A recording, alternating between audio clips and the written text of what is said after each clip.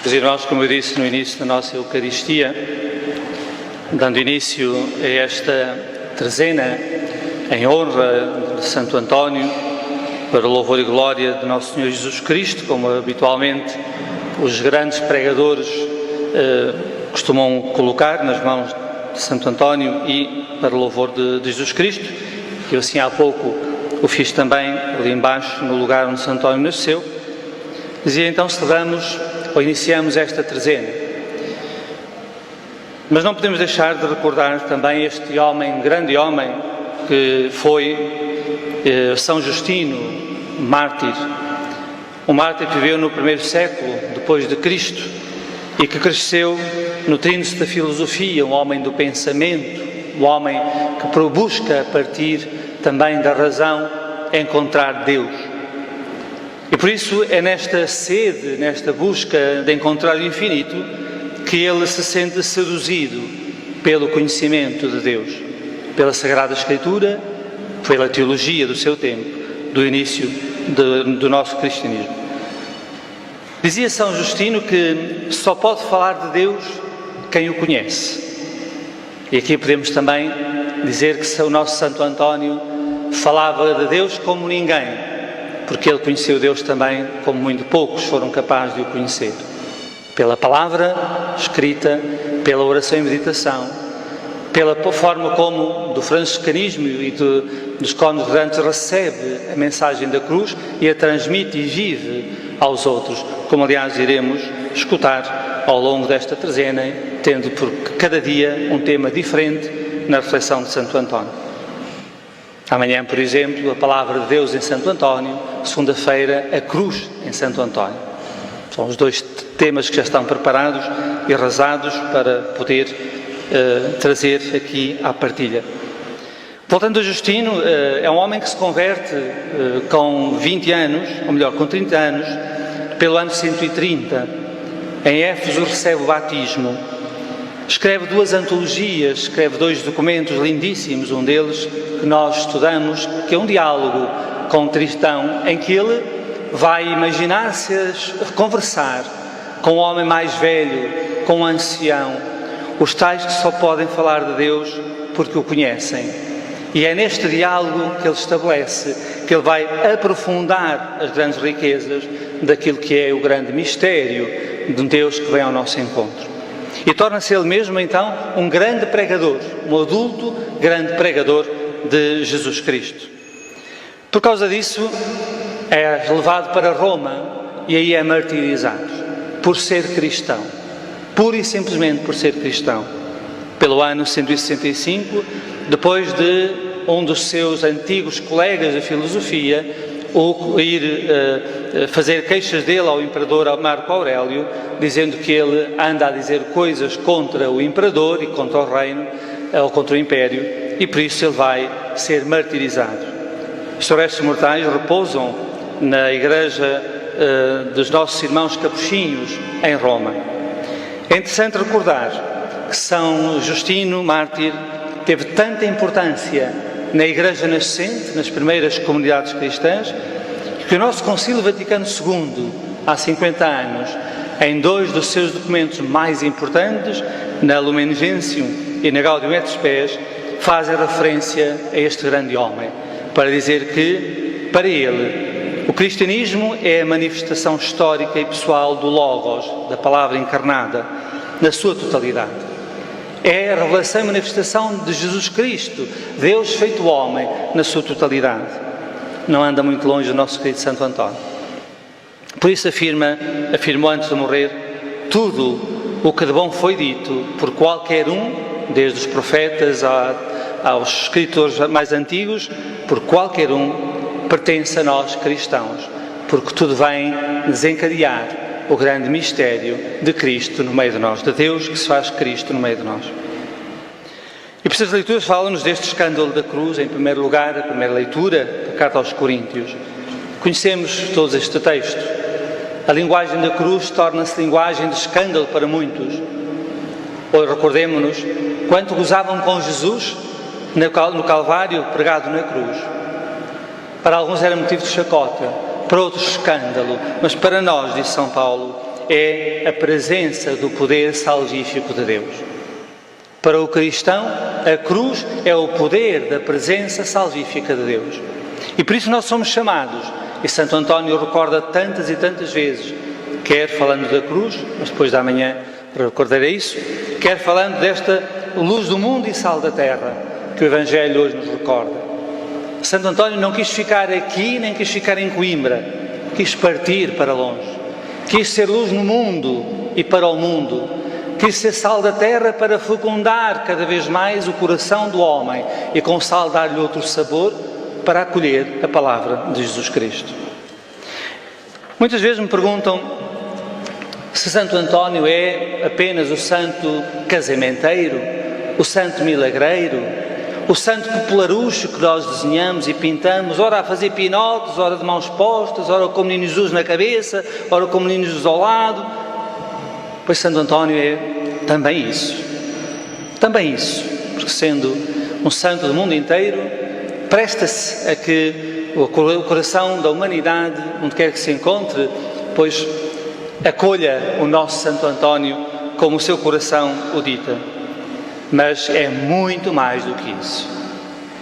Eu creio, estamos nós a celebrar este ano os 800 anos do encontro de Santo António com os mártires de Marrocos, os primeiros 5 frades franciscanos, que passando por Coimbra, dialogam com ele e ele os recebe, e que chegando a Marrocos, passados uns tempos, são martirizados.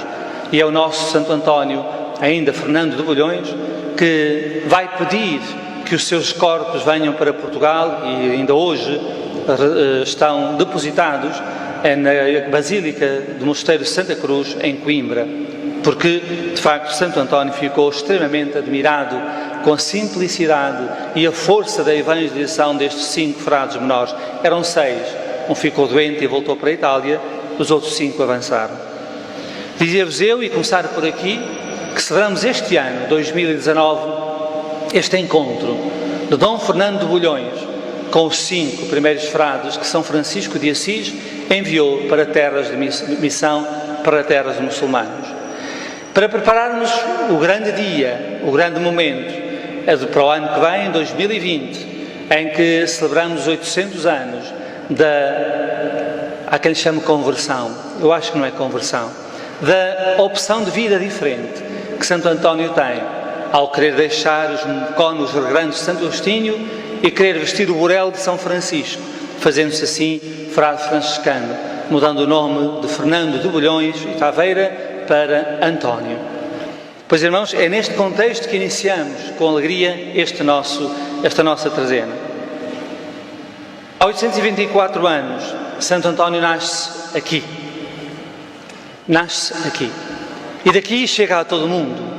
E por isso nós o chamamos Santo António de Lisboa, mas sou o Papa que disse que ele é do mundo inteiro. Mas é aqui que está de facto a sua raiz de vida, a sua raiz educacional, o seu desejo de pregar, o seu desejo de santidade.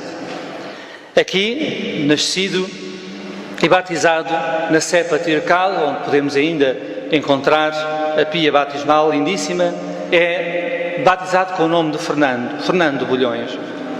Até aos 15 anos, Santo António estuda na Catedral, pois a Catedral era a escola do tempo, era a igreja que ensinava a ler e a escrever e a contar e a recontar.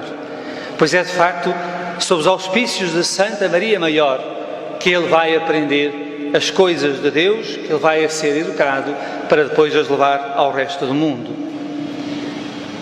Por volta de 1210, quer ser cônego grande de Santo Agostinho, e depois de ter passado um tempo também de estudo no nosso mosteiro de São Vicente de Fora, na altura também com o mosteiro dos Agostinianos, ele vai para Coimbra, onde continua arduamente o seu estudo pela Sagrada Escritura.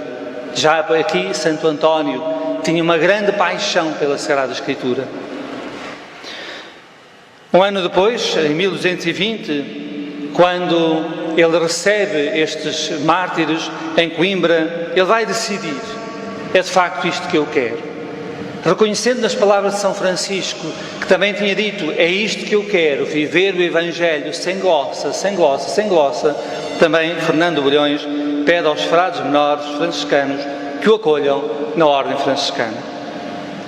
Quer partir para a missão.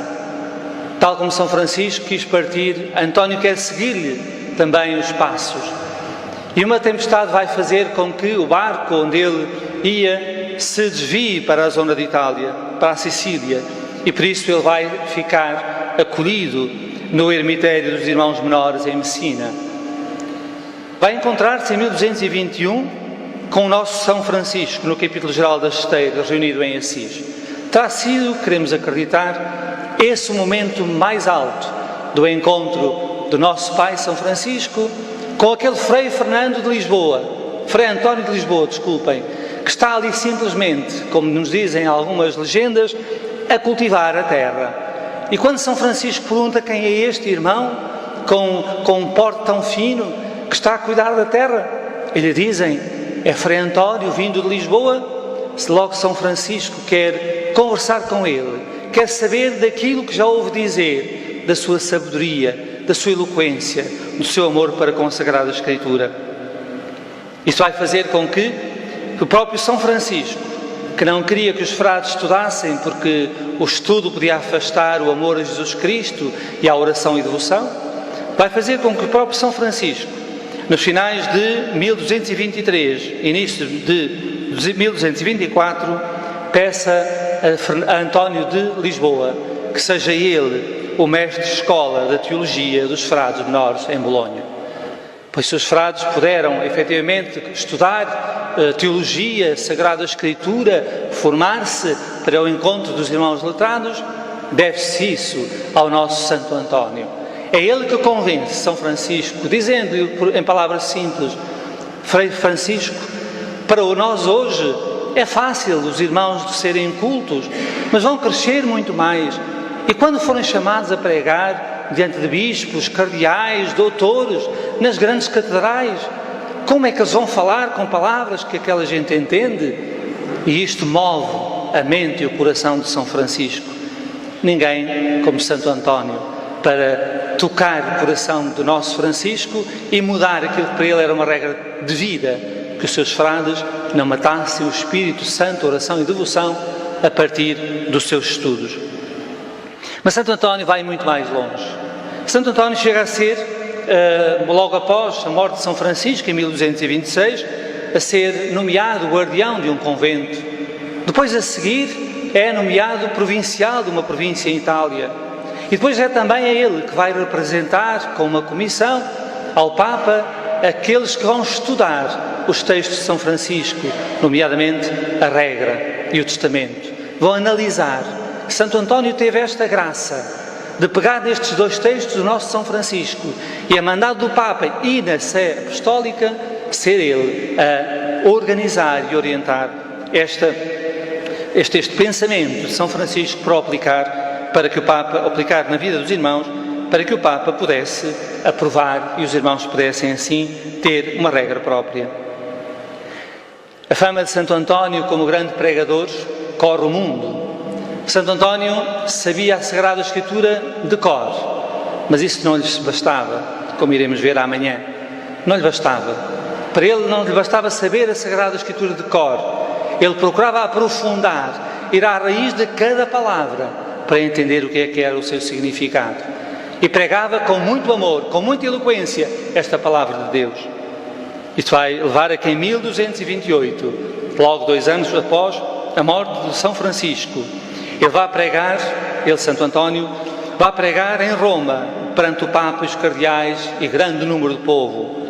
E o Papa Gregório IX, muito amigo dos franciscanos e também de Santo António, vai então proclamá-lo, nessa mesma altura, como a Arca do Testamento. Santo António é a Arca do Testamento, de todo o Testamento de Deus, do Antigo e do Novo Testamento. A arca daquilo que são as palavras, a vontade, a revelação, a manifestação de Deus Pai. Santo António é proclamado pelo Papa como a Arca do Testamento. Havia a Arca da Aliança, a Arca dos Mandamentos, a Arca que era transportada em ombros e em festa pelo mundo hebreu. Pois agora, Deus é transportado no coração, nas palavras e no amor de António de Lisboa, que o Papa proclama a Arca do Testamento. Pois, irmãos, a partir de 1230, ele vai começar a redigir os seus sermões a pedido do bispo de Ostia, em Itália. E o próprio bispo lhe pede para que o deixe usar os seus próprios sermões. E começam a ser conhecidos também os sermões de Santo António. Aliás, o nosso querido Padre António Vieira, jesuíta, ele mesmo fala com muita eloquência do grande sermão de Santo António aos peixes. Quando os homens não querem ouvir Deus, os outros seus criados abrem o coração para ouvir a voz de António de Lisboa. A 15 de março de 1231, o município de Pádua vai decretar a libertação de presos a pedido de Santo António, de Frei António. Há muitos pedidos, enfim, tenho aqui registro, de muitos presos que foram libertados das cadeias, porque Frei António de Lisboa ia pedir a quem governava para que libertasse aqueles homens pobrezinhos. Já sofreram demais, agora vamos mudar-lhes o coração. E por várias vezes, muitos presos foram libertados a pedido de Santo António. De notar que o próprio António nos mostra que na Quaresma de 1231, ele prega e confessa diariamente. Daqui vem o título também a Santo António, não só de pregador, mas também de confessor. Ele dizia então que para ele pregar era levar ao coração dos irmãos, aos olhos dos irmãos, a palavra do Verbo encarnado, mas depois convidá-los à conversão, convidá-los ao arrependimento e dizer-lhes: eu estou aqui para, em nome de Deus, vos conceder esse perdão, para partirdes em paz com a palavra, com o perdão e com a Eucaristia. Por isso Santo António é assim, apesar de muito cansado e tantas vezes a destruir a sua própria saúde, como vemos nos escritos, Santo António torna-se também ele confessor e não apenas pregador. No final de maio, creemos que de 1231, e as datas que eu tenho aqui nem sempre estão de acordo com os livros que nós lemos, mas são as datas que foram aprovadas pela Ordem Franciscana como as mais fidedignas. Foi aí que eu me estou a basear nas fontes antonianas e não noutros livros. Em maio de 1231, crê-se que nesta altura se desloca junto de Exilino III romano, mais uma vez, para pedir a libertação dos prisioneiros guelfos, encabeçados por Ricardo, conde de São Bonifácio. A 13 de junho de 1231, mesmo ano, cansado das pregações, cansado fisicamente, não espiritualmente ou psiquicamente, mas fisicamente, cansado das muitas horas a pregar, a estudar, a ler, e também no confessionário, a sua saúde vai cair, vai ficar muito doente, muito franzino, e é então neste julho, 13 de julho de 1231, que adoece, sente-se mal ao fim do almoço, em Campo San Piero, e morre ao fim da tarde em Arcella, nos subúrbios de Pádua. Cansado não de falar de Jesus Cristo, cansado não de levar o perdão, cansado não de fazer da palavra de Deus a sua palavra, cansado porque o irmão corpo, como assim dizemos nós franciscanos, já não aguentava mais a debilidade e a doença, e tal como São Francisco, que não cuidou de si próprio, António preferiu cuidar dos outros em detrimento de si mesmo. A 17 de junho, terça-feira, fazem-se as solenes exéquias e é definitivamente sepultado na igreja de Santa Maria de Pádua, realizando então a partir daí os primeiros milagres, que foram tantos ou tão poucos, que Santo António não necessitou sequer de um ano inteiro para ser canonizado. Como sabeis, a Igreja exige que hajam milagres e às vezes para se proclamar um santo é necessário muito tempo, pois Santo António chegou a menos de um ano e já o povo o aclamava como santo, e o Papa Gregório IX, seu amigo pessoal e muito amigo dos franciscanos, na Catedral de Spoleto, onde São Francisco de Assis tinha ouvido a voz de Cristo pela primeira vez, é neste lugar que o Papa coloca no cânon dos santos o nosso Santo António de Lisboa. Em 1263, a 8 de abril, o Ministro-Geral da Ordem Franciscana, o nosso grande filósofo, São Boaventura, faz a trasladação do seu corpo para a Basílica do Santo, onde a temos hoje. Onde está o corpo hoje, não é o lugar inicial, porque foi também mudado numa primeira vistoria do corpo. E é nessa altura, quando se dá esta mudança do corpo de Santo António, de translação para o altar lateral, que, coisa inaudita nunca vista na Igreja, o Papa, os cardeais, os irmãos presentes e muito povo encontram a língua de Santo António completamente incorrupta, tal como hoje a vemos colocada num relicário em Pádua. A língua continuava em carne viva, mas não só a língua, como todo o aparelho fonoro, para dizer que de facto aquele homem que passou a vida a pregar a palavra de Deus, Deus não quis que a sua língua e os seus órgãos fonéticos apodrecessem ou secassem, para dizer que na verdade tudo o que António de Lisboa fizera ao proclamar as palavras de Deus não foi mais do que palavra que Deus queria que ele pregasse. Começam então a distribuir-se relíquias a partir de 1350, a quando mais uma verificação do seu relicário, em que se encontra o próprio queixo, que é retirado e mandado colocar pelo Papa, também no outro relicário. Distribuem-se relíquias do santo, parte de um braço, uma das mãos, portanto o braço esquerdo, todo o braço esquerdo. Quando nós vemos aqui, temos aqui postais com as ossadas de Santo António, verificamos que o braço esquerdo não existe quando foi desta verificação. Em 1310. Então dizia eu que começam a retirar-se alguns ossos, parte do braço, uma das mãos, um dente, partes ou pedacinhos da túnica, dos cabelos. Fala-se em ulteriores ou posteriores inventários também do rádio, o osso do braço esquerdo, de um dedo e em pele da cabeça. Encontrei nestes escritos nossos fidedignos que parte do osso do rádio veio parar em 1968 à nossa Catedral de Lisboa. Temos também aqui, diante dos vossos olhos, um grande fragmento do osso do braço esquerdo de Santo António. Como temos lá embaixo na cripta, aquilo que se crê, de acordo com o documento que temos guardado nesta casa, um fragmento do rosto de Santo António. E guardada uma outra relíquia que veio para esta casa, enviada de Pádua, em 1995, a quando do centenário de Santo António. Pois, irmãos, no dia 6 de janeiro, para terminar, de 6 de janeiro a 15 de fevereiro de 1981, realiza-se o segundo reconhecimento dos restos mortais do santo e verifica-se, nesta altura, 1981, que as cartilagens do aparelho fonético continuam ainda incorruptas. Toda esta verificação última podeis encontrá-la na internet, porque está em vídeo, filmado passo a passo, todo este processo que em 1981 se fez na Basílica de Santo António em Pádua. Pois, irmãos, nós não podemos falar de temas antonianos sem sabermos quem foi de facto este grande homem. Daí que hoje eu vos tenho trazido datas.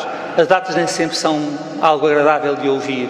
É uma aula de história, mas eu só posso saber amanhã quem é o António que fala da Sagrada Escritura, no dia a seguir aquele que nos apresenta a cruz, mais tarde aquele que fala da mãe que escreve 7 sermões dedicados à Mãe de Deus, aquele que nos fala de Cristo e Eucaristia e por aí fora. Se nós soubermos afinal que o nosso Santo António de Lisboa, de Pádua ou do mundo inteiro, como foi proclamado pelo Papa, foi este grande homem, que foi aclamado pela Ordem Franciscana e nomeado para provincial, para superior de um convento, foi nomeado o diretor da Escola Franciscana dos Estudos Teológicos e Bíblicos, que estudou na Sorbonne em Paris, ensinou aí a Teologia, a Sagrada Escritura, e que nós em Portugal tão pouco falamos deste Santo António.